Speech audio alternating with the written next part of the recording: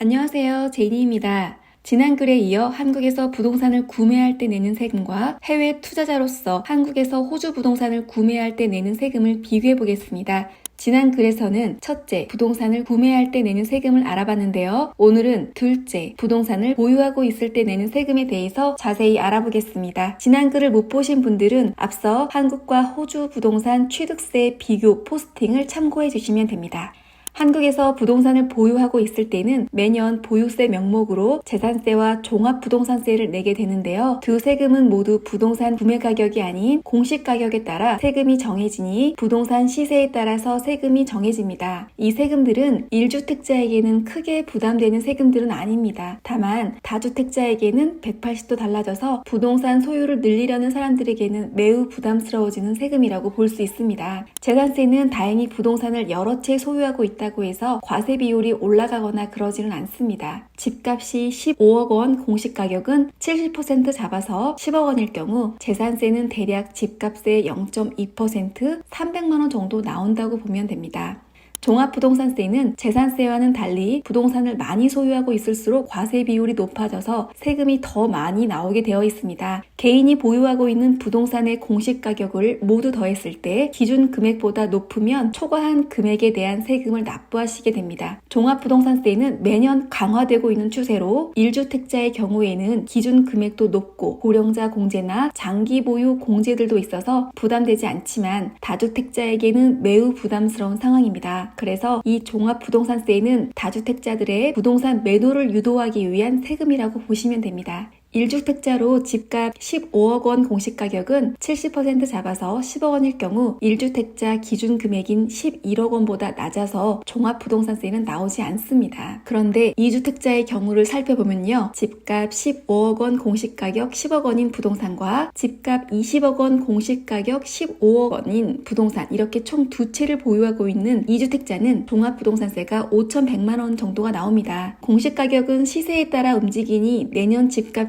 만약 오른다면 종합부동산세도 5,100만 원에서 더 오르겠죠? 다행히 저 어마무시한 세금을 당장 다 내셔야 하는 건 아닙니다. 세부담 상한선이란 제도가 있어서 올해 세금이 전년도 세금보다 일정 수준 이상 넘어간다면 상한선까지만 내시면 됩니다. 그러나 문제는 이 세부담 상한선이 2주택자 이상부터는 매년 3배씩 증가한다는 것인데요. 만약 작년 상한선이 300만 원이어서 보유세를 300만 원 냈을 경우 올해는 상한선이 3배 뛰어 900만 원이 됩니다. 그럼 올해는 900만 원을 내시게 됩니다. 내년에도 상한선은 3배가 뛰어 2,700만 원이 되고 내후년에는 8,100만 원이 됩니다. 상한선과 납부세금 중 더 적은 금액을 내시겠지만 몇 년 지나지 않아 위 어마무시한 5,100만 원의 세금을 내시는 날이 오는 거죠.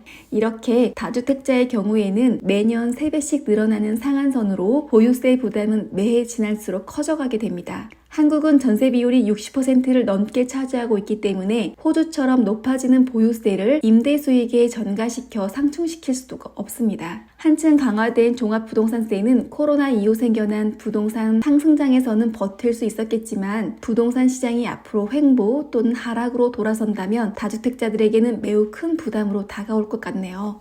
다음으로 호주에서는 부동산을 보유하고 있을 때 매년 보유세로 지방세, 토지세, 소득세라는 걸 내시게 됩니다. 지방세는 집을 보유하고 있는 경우 부동산이 위치해 있는 관할구역 시에 납부하는 세금인데요. 이 세금은 지역사회 서비스, 도로 및 교통, 지역공원과 정원, 환경 등 지역 발전에 사용된다고 보시면 됩니다. 해당 지역의 예산이 얼마나 많이 필요하냐에 따라서 그 지역 이율 자체가 전체적으로 높아지거나 낮아지거나 합니다.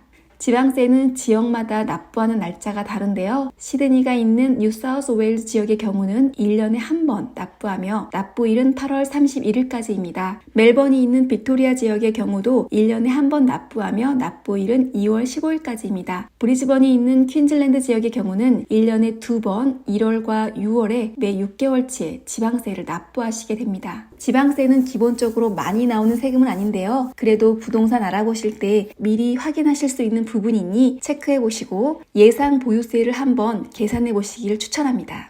토지세는 토지 소유자에게 부과되는 세금인데요. 단독주택의 경우는 해당 부동산의 토지를 소유자 혼자 갖고 있기 때문에 꽤 많은 금액을 매년 납부하시게 됩니다. 그런데 아파트의 경우에는 해당 부동산의 토지를 다세대가 나눠 갖고 있기 때문에 부과되는 세금이 얼마 없습니다. 대신 아파트는 관리비가 추가로 나오긴 하지만 이 부분은 세금 외 항목들로 다른 글에서 다시 다루도록 하겠습니다.